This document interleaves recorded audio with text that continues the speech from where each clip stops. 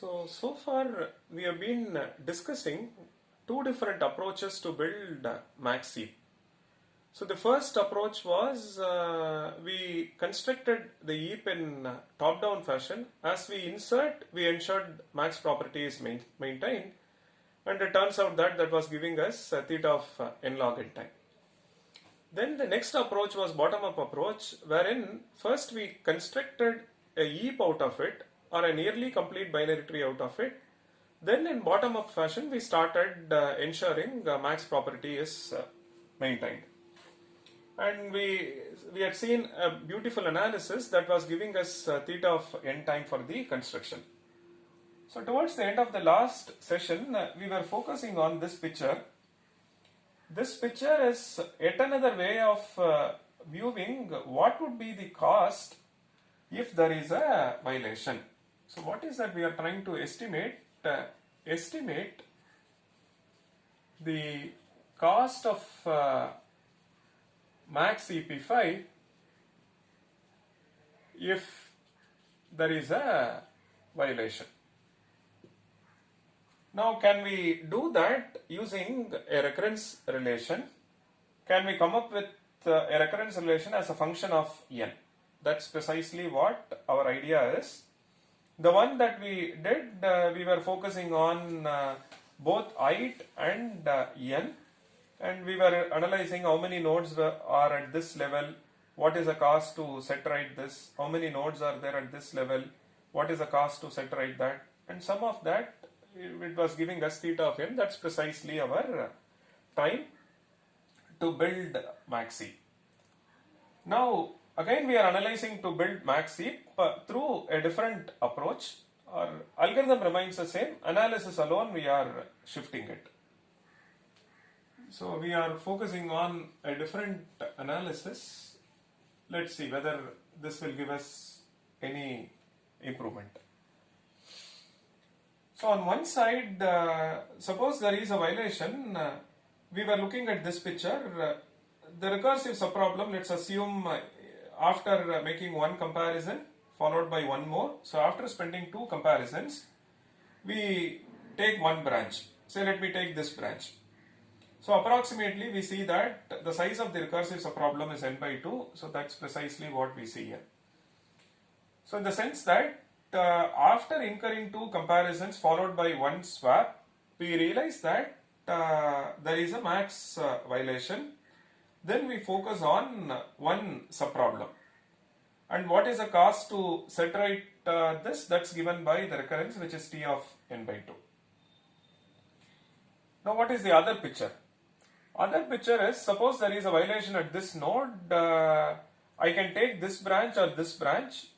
So you can see that approximately this is n by 3, n by 3, n by 3. So this one is 2n by 3, 2n by 3 plus 1 and so on. And now if there is a violation, let's assume I take a larger branch, then this is what we get.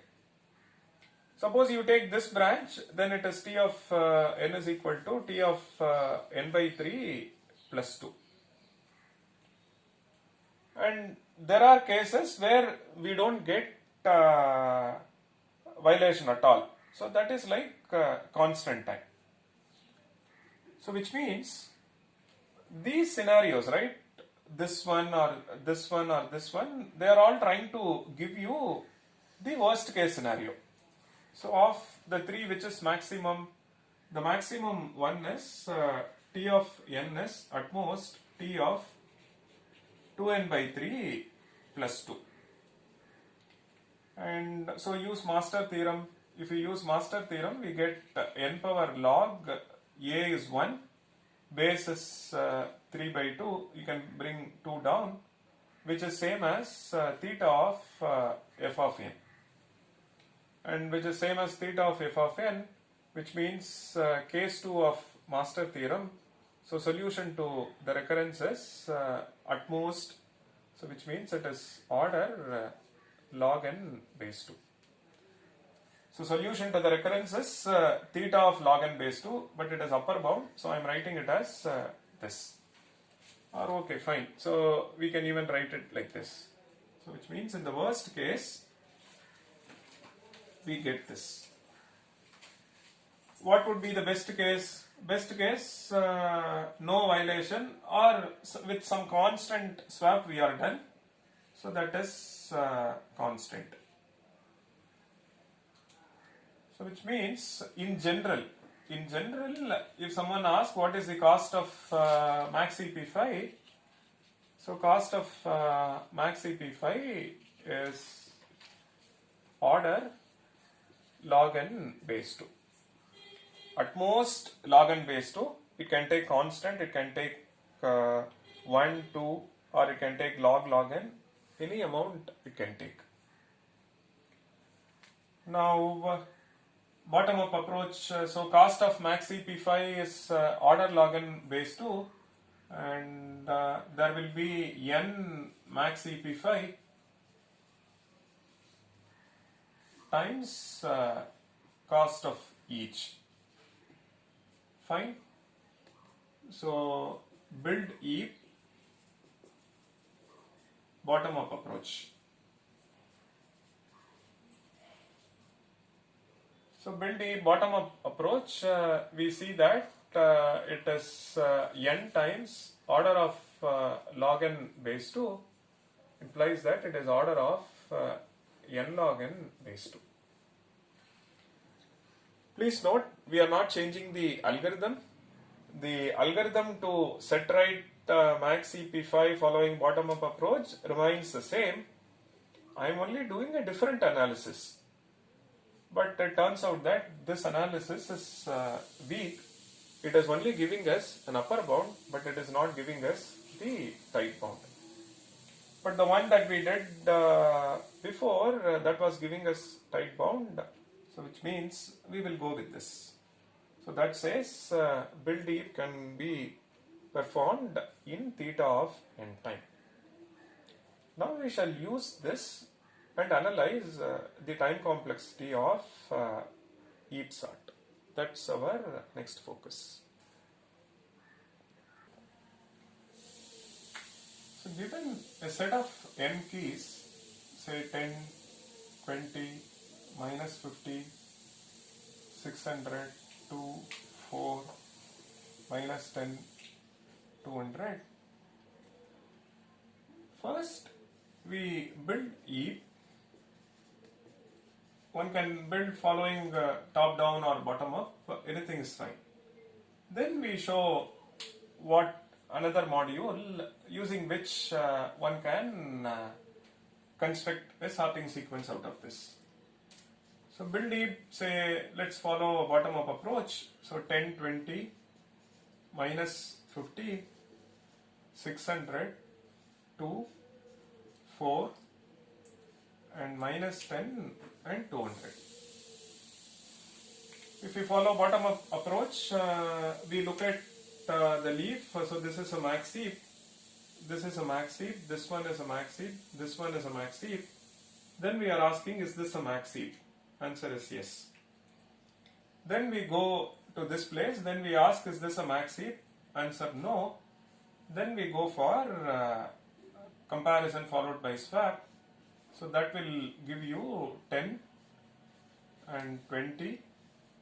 So this side it becomes 4. We get minus 50 minus 10. And so once we set right this part, now we go to this part. Now we ask, is this a max heap? Given that this one is a max heap and this one is a max heap, answer is no. So we will have to pick max out of this and swap it with this. So we get to see that we get 600 over here, 2 over here, 20 over here, followed by 200. Now this swap, it may so happen that it may violate with respect to this subtree as well. That is taking us to one more iteration. So on this side we have this. So we get 600, 2, then 200, followed by 20. Fine. Now this one is a max heap, this one is a max heap, this one is not. So what do? compare and take max and then swap. So 600 goes to the top, the right is as it is. Next we bring 10. When we bring 10, we see that we still have a violation. So we swap 210. So we get 200 this. Then when we bring 10, we see that we still have a violation. So we bring 20 over here, 10 over here. Now here is a case where we see that the violation happens all the way down. So in the worst case, we need theta of log n to set right this property. And now we see that this one is a max heap, this one is a max heap, each of this subtree is a max heap, the entire one is a max heap.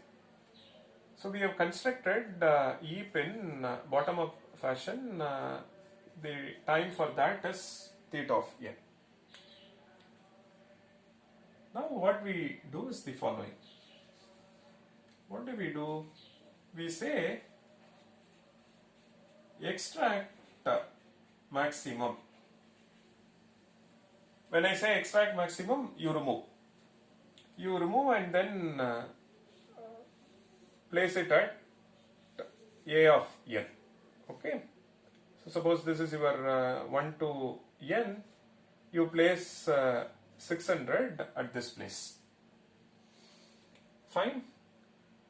But what we do is when we say extract maximum, after we remove this, it should not get disconnected. It should maintain tree property, and it should be a heap, which means nearly complete binary tree property must be maintained. So what do? We place a of n. So when we say extract maximum, this is really what we do. This is at 1, 2, 3, 4, 5 and so on, right? So this will be at array location 1, this will be at location 2, this will be at location 3, 4, 5, 6, 7, 8. If this is at I, this will be at 2i and this will be at 2i plus 1. So what do? As part of when we say extract maximum, we say place a of n at the root.